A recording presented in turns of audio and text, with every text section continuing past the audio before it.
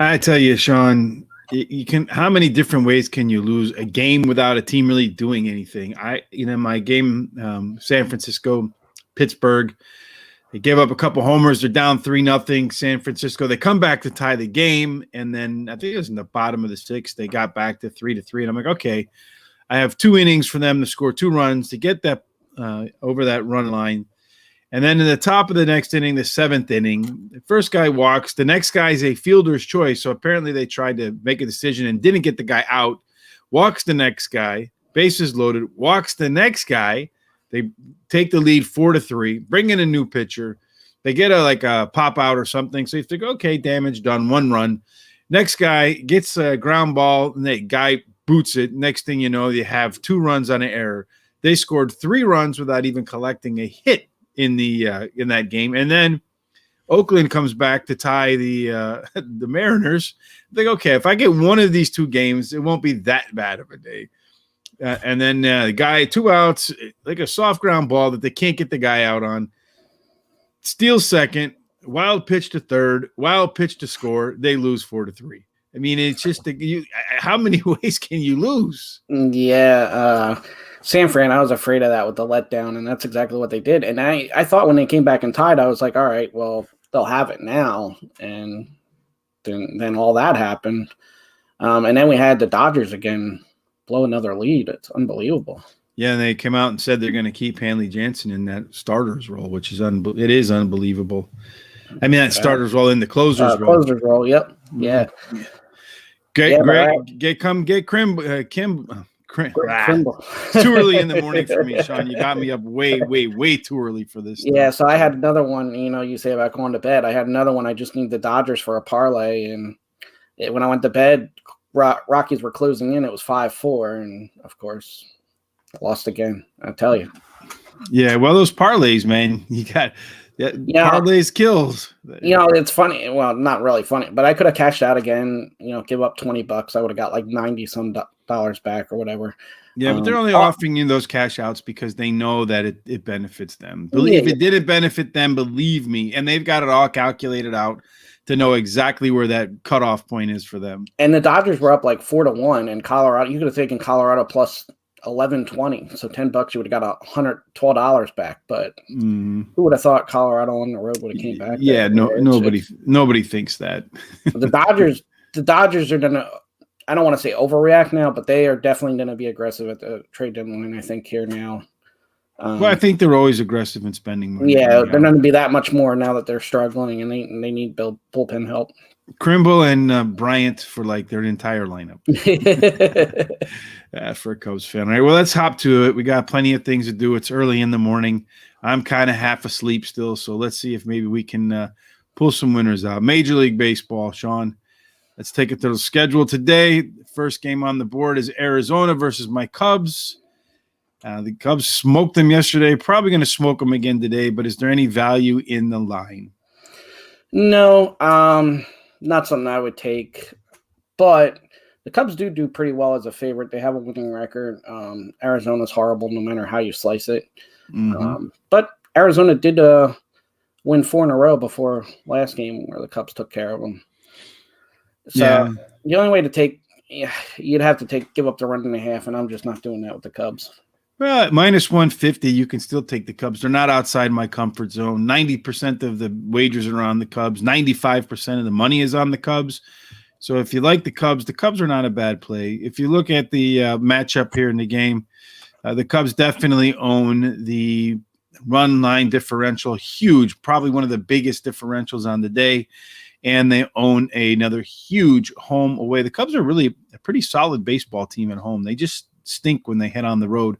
Arizona just stinks across the board. The Cubs are winning over 60% of their games at home. So this is a game I would even consider run lining for the Cubs. And the Cubs on the minus line are – what are the Cubs on the minus line? Let's look here real quick. You getting your plus? I think you are getting a plus line because they're only minus 155. So the Cubs – minus 1.5, you're getting the minimum plus 105. So if I were going to look at that game, I would consider seriously the Cubs in the run line. But it's not official bet for me, but something I might do a little bit later on the day. Yeah, and I mean, what I was saying about the favorite, I got the record. They're 31-19 as the favorite. So that is one situation the Cubs do really well. So, and right now the best line you can get is -150 at Heritage. They're -155 at DraftKings, so not too far off from there. The New York Yankees and Boston, that Garrett Cole line yesterday makes a lot more sense after the game. Yeah, that was the first time. It's either 32 or 33 straight games the Yankees have been the favorite with Garrett Cole on the mound. That was the first time they weren't. And it was looking good for the Yankees in the beginning. Cole was rolling. They were up 1-0. And then after that, his pitch count got up, and then they started hitting him. And then they got to the bullpen a little bit too. So, yeah, the streak finally ended. Yeah, finally ended. It looks like another shot. If you want to take Boston, there's value in that game. Well, they're making you pay up. There is value in that game. Well, wait, let's see. I'm too early in the morning. They're making you pay up a little bit for Boston today, not too much. But Boston's -165, right at my threshold.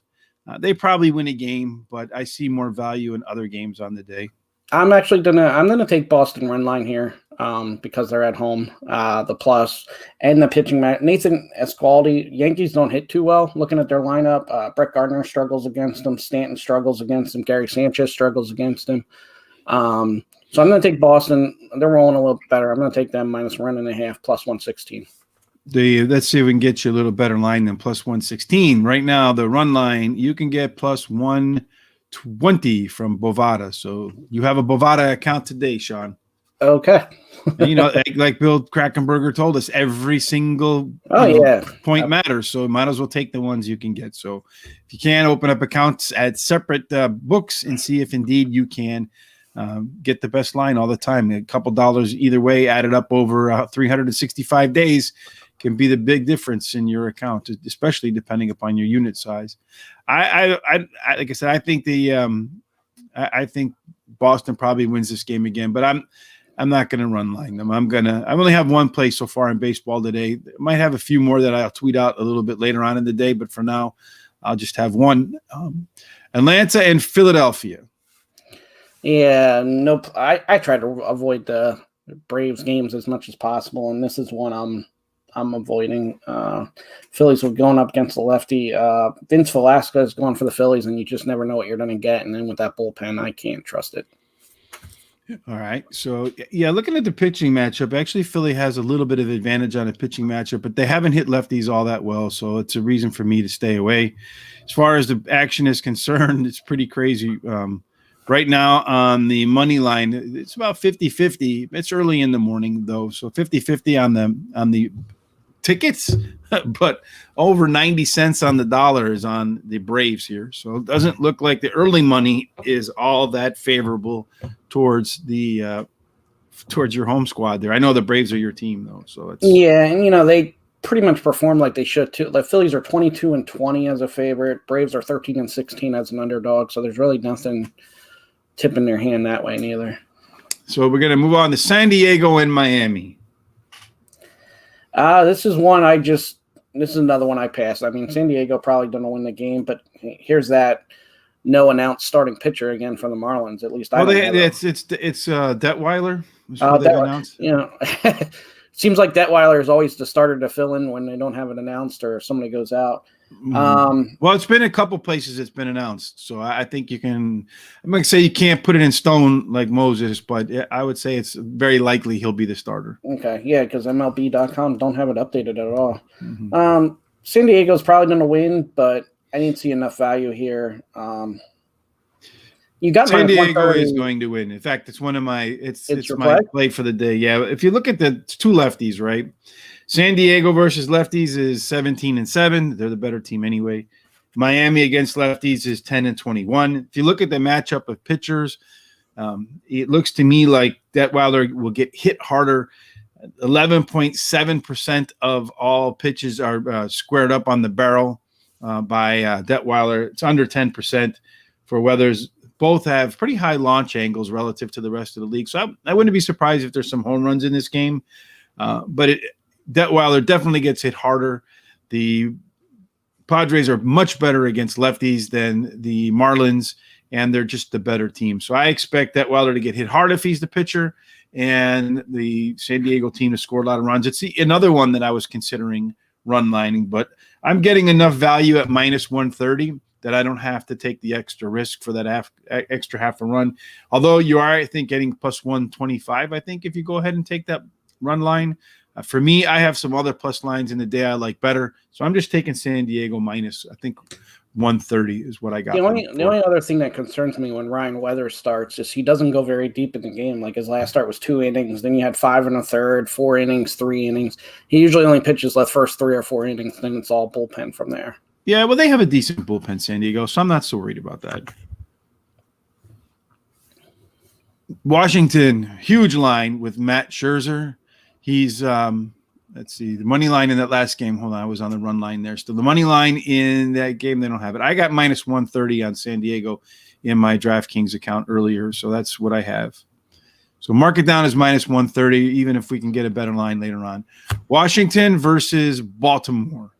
Max Scherzer versus Matt Harvey. So he gets hit hard, doesn't he?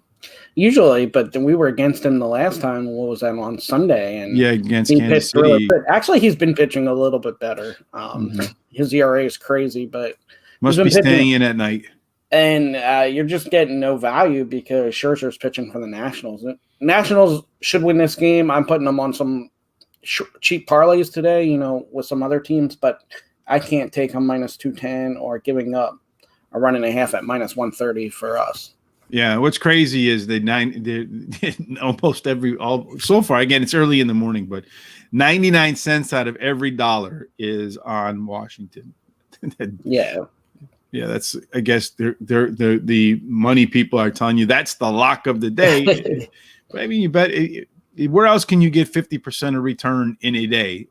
With something that has a high probability like Scherzer beating Harvey. It's much better than Wall Street, that's for sure. Yeah, I mean, you got except the Wall Street, you really don't go to zero that often. Yeah, you got the team advantage. Nationals are way better than the Orioles, plus the pitching matchups. They weren't yesterday. I know, and that was horrible. I mean, I thought I had something there, and that was one of those. I guess I should have looked at the price, and it was. I got better value than you would think, and there had to be a reason. St. Louis versus Cincinnati. I know you said you like the under when Castillo's on the mound, so is that where you're going today? No, I'm just gonna. This is another one. There's no value. I mean, I could run line the Reds. I love Castillo pitching. He's been awesome lately. This is something I'll do on my personal account. I don't trust giving up a run and a half though with the Reds bullpen. Well, it's tough to do, that's for sure. Yeah, I mean, with a better matchup, maybe. The Cardinals are Heckle and Jai, too. One day they show up and hit the ball. One day they're just an average baseball team. They're very hard to get a handle on. It was definitely somewhere I wanted to play because of Castillo, but I can't do it here.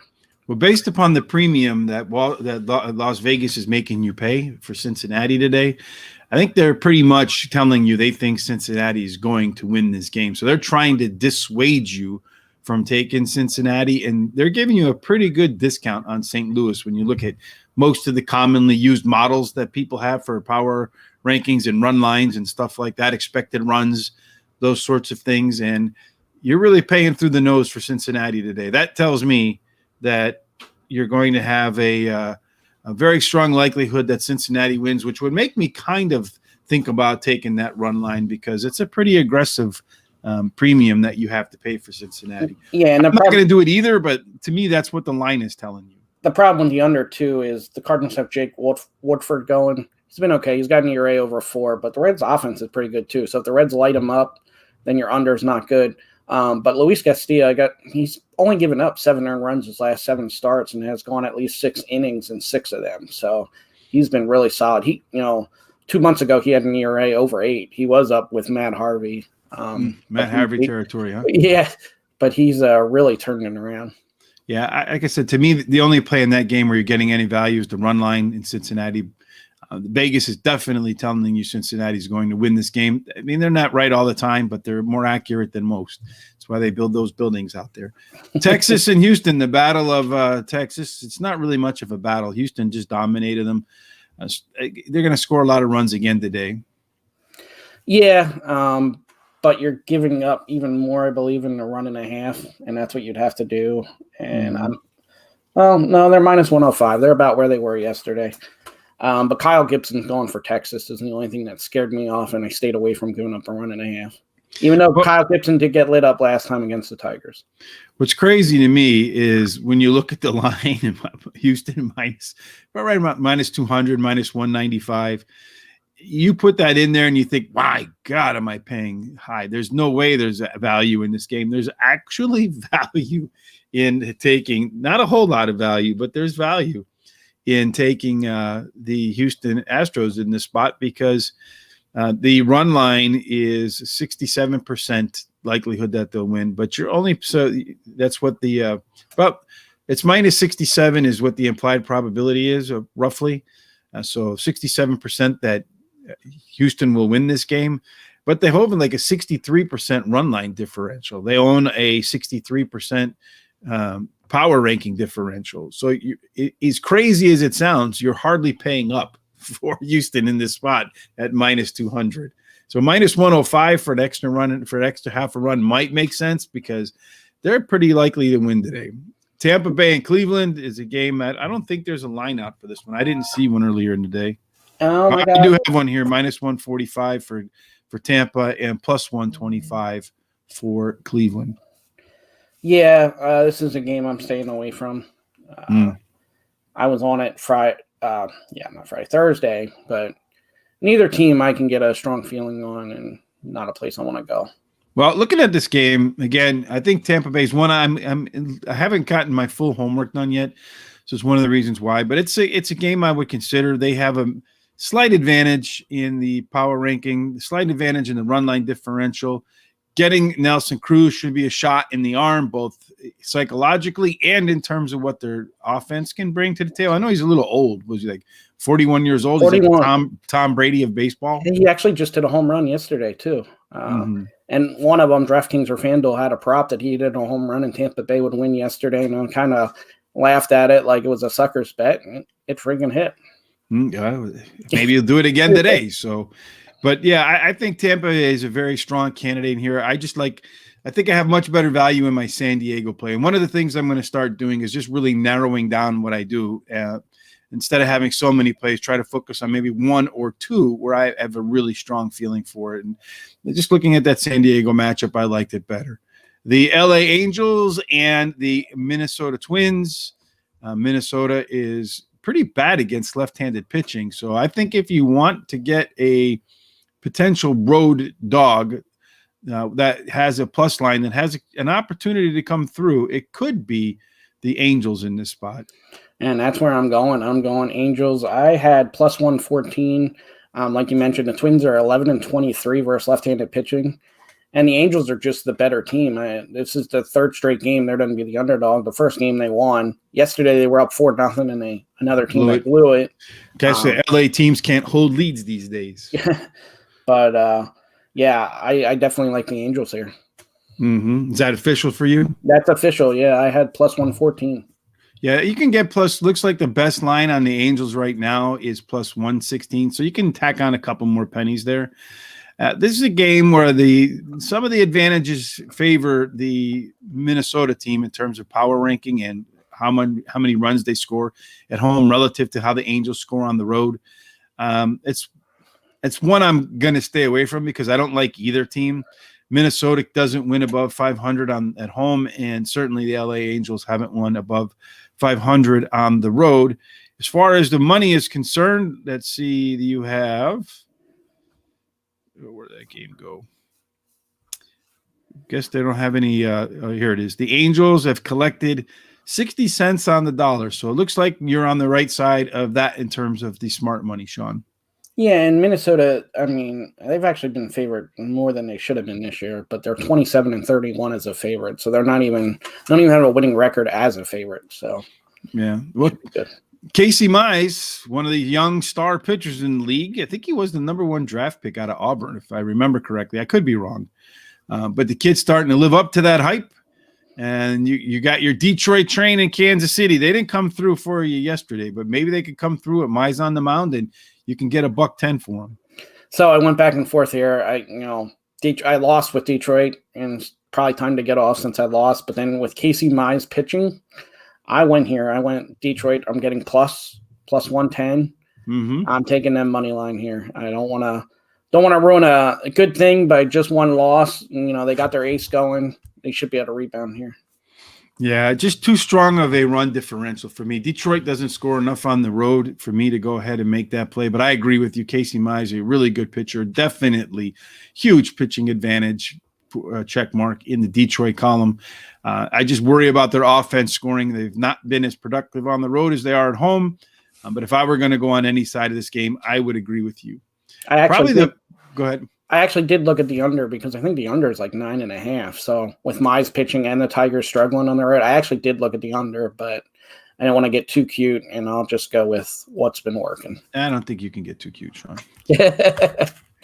Rolled on versus Milwaukee. This is probably the best pitching matchup of the day. Both pitchers are very high up in terms of their efficiency on the mound. And getting the plus line again with the White Sox. So they're going to go into Milwaukee and get beat 2 in a row. It's possible. Kerbin's really good for Milwaukee. The problem was I couldn't take Milwaukee with that negative line. It's pretty high too. I'm not exactly sure what it is. Milwaukee right now is minus 125. Oh, see, that's not bad, but it's actually coming down a little because it opened up at like 130. So it looks like some money is moving towards the White Sox. Yeah. It's just not a game I felt too confident on either team. No, yeah, it's going to be. I mean, you want to talk? I don't know if you can check real quick what the total is on that game. Seven, which is low too. So yeah, I think it's going to be a low scoring game. 7 might be.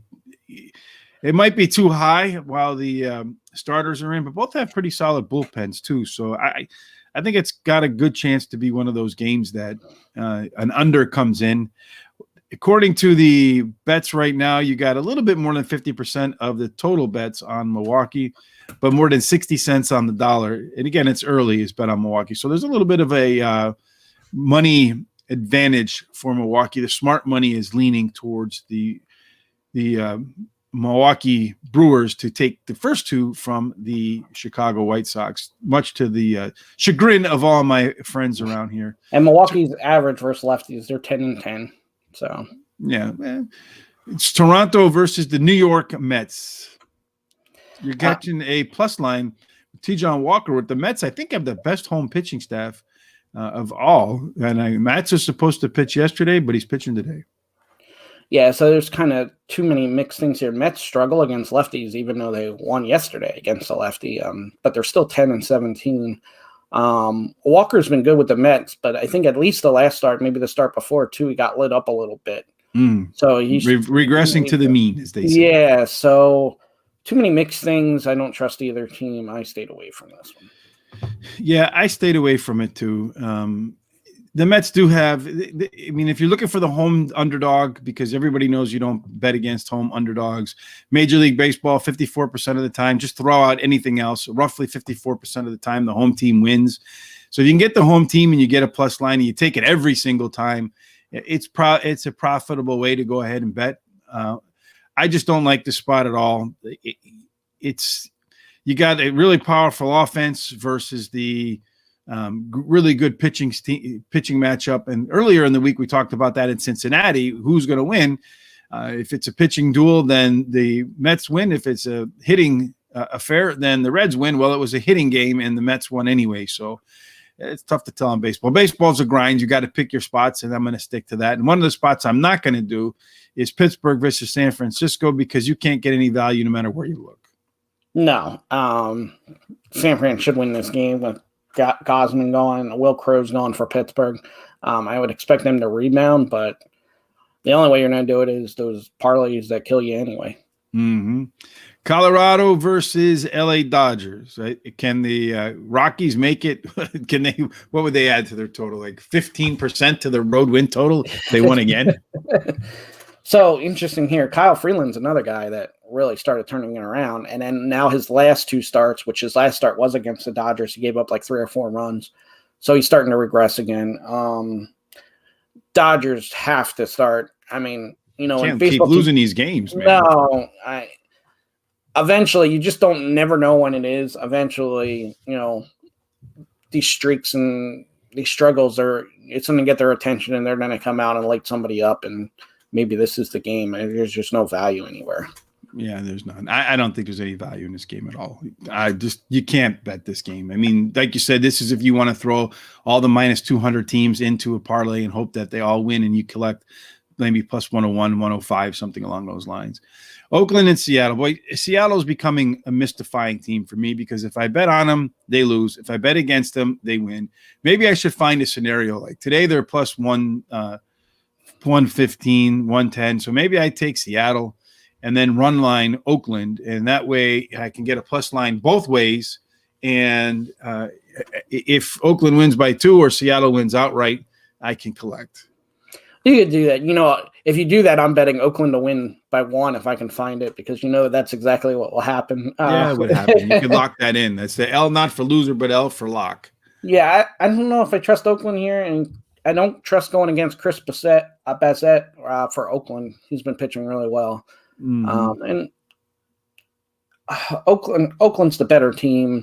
Seattle's good at home, but I don't trust it either way here.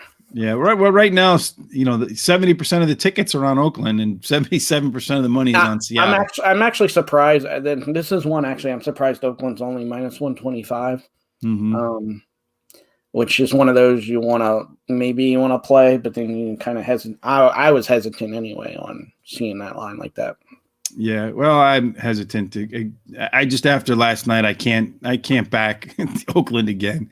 2 wild pitches and you lose. That's a terrible taste, man. That's overcooked sandwich somewhere. Some really dry chicken for me, man. I'm not into it at all. So let's move on to MLS Soccer. Sean, I know you probably don't have anything in MLS today. Not today. No. Not today, but I do. I'm here in Chicago. I'm going to go with the Chicago Fire. I'm getting plus 105, I believe. So that's a plus line for the day. Looking at Toronto, they've allowed 22 goals on the road in only 8 games. So you do the math, that's almost 3 goals a game. And that's soccer. It's where 1 or 2 goals or 0 goals are common. And then Toronto at home on the road's got 1 win, 7 losses, and 3 ties. I'm not so worried about the draw here. At home, the Fire have won 4 games. They've tied 3 and lost 3, so they're barely above 500. But they do score more goals at home than they allow. And Toronto's just been god awful on the road, and they just let up goals like crazy. So for me, the MLS bet of the day, a plus line of the day, is the Chicago Fire at plus 105. Is that an official bet? It is, yep, 100%. You can put it on the board. Yes, as Mark Harrelson said here in Chicago.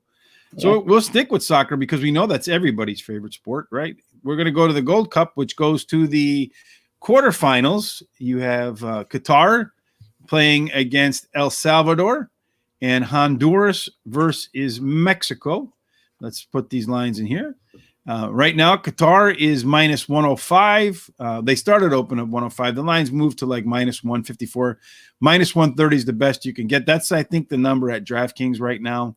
And Mexico is minus 200 is the best that you can get. I put the two together. Qatar's going to, of the 2 games, I'm most confident that Qatar is not going to tie.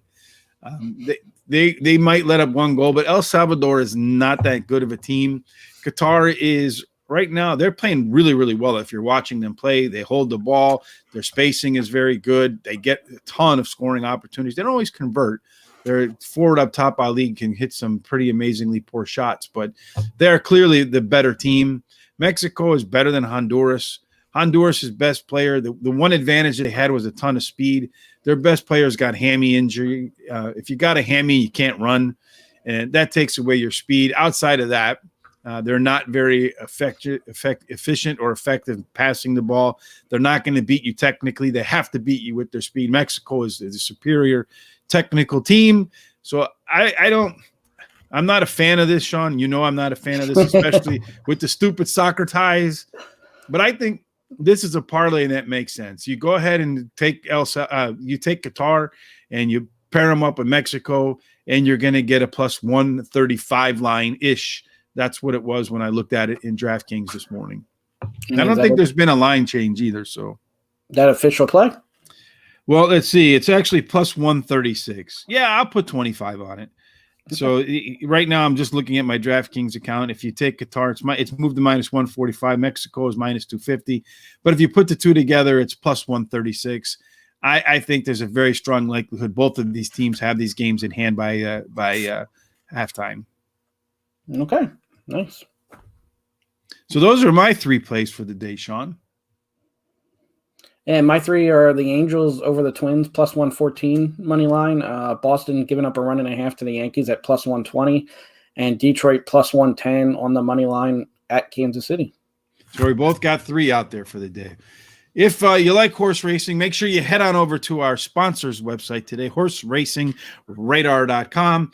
Over there, you'll find a contest, a live contest for Saratoga today.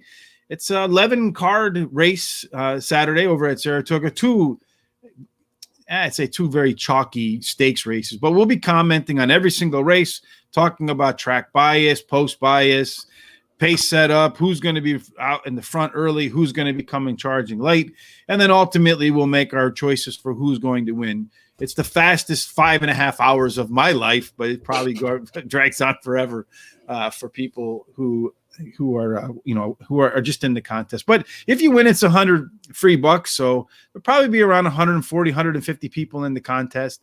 So you'll have a decent shot. Just don't play all of my picks because, well, even though I'm one of the leaders in terms of winning these contests, I don't play all of them that often and haven't won one in a bit. So in the greatest of all gambler fallacies, I'm due.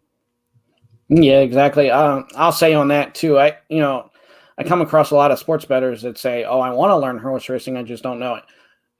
If you turn into the Horse Racing Radar show and listen to Rich, you'll learn a lot. Also, you can play the free contest, and it's not going to cost you anything, so you can get your feet wet that way. Just watch, pick up on the lingo, pick up on what you're looking for, and you can, if you want to get into that and add that to your sports gambling and stuff like that, you definitely can do that. Yeah, we'll talk about different betting angles and things that we like and why we like them and so forth. There's a lot of content that goes on in one of these shows. It's a ton of preparation work too. So it really is. And then it's horse racing. So you have people on animals. So you can have everything all lined up the way you want. And some horses, you say there's just no chance in hell that horse is ever going to win. And of course, he goes in. You know what though? That argument with the animals anymore, I'd say that too. But even humans anymore. I mean, we see it. Dodgers closing staff. Yeah, it doesn't matter. It's it's all the variables, how people's moods are, what happens, who's more motivated than the other. There's so many variables, and it's just impossible to predict. That's why so few people can hit over 50%, Sean. I wholeheartedly understand, or at least turn a profit in this game. So in any case, folks, make sure you check that out. That starts, I think, at around 12 o'clock Central, 1 o'clock Eastern, somewhere around there. It's a live contest, so you can make your picks up to 2 minutes before post. Sean, until we meet again on Monday, everybody, good luck at the window, and may all of your tickets be winners.